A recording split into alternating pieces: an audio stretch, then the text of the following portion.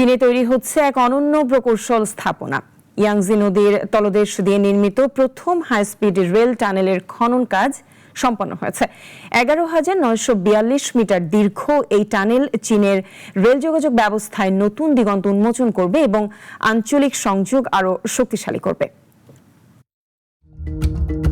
চীনের প্রথম ইয়াংজি নদীর তলদেশে নির্মিত হাই স্পিড রেল টানেলের খনন কাজ সম্পন্ন হয়েছে।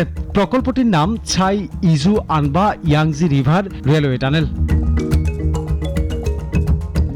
প্রায় 11,942 মিটার দীর্ঘ এই টানেলটি নির্মাণ করা হয়েছে অত্যন্ত জটিল ভূপ্রকৌশল পরিস্থিতির মধ্য দিয়ে। এটি শহরের ব্যস্ত সড়ক, এলিভেটেড সেতু, বিদ্যমান রেল লাইন এবং ইয়াংজি নদীর প্রধান নেভিগেশন চ্যানেলের নিচ দিয়ে অতিক্রম করেছে।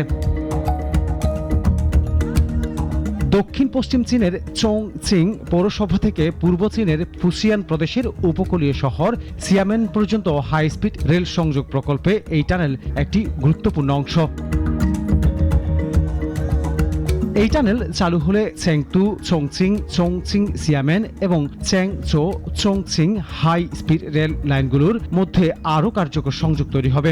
একই সঙ্গে চংচিং শহরের ভেতর দুটি গুরুত্বপূর্ণ rail corridor Chongqing Xiamen corridor এবং ইয়াংজি রিভার করিডোরকে যুক্ত করবে। রেলওয়ে কর্তৃপক্ষ বলছে প্রকল্পটি শুধু যাতায়াত ব্যবস্থাকে দ্রুত ও আধুনিক করবে না, বরং আঞ্চলিক অর্থনৈতিক উন্নয়ন, বাণিজ্য এবং মানুষের চলাচল আরও সহজ করতে গুরুত্বপূর্ণ ভূমিকা রাখবে।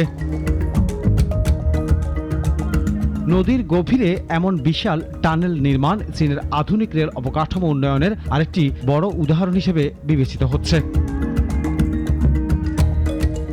ডেস্ক রিপোর্ট, নাগরিক।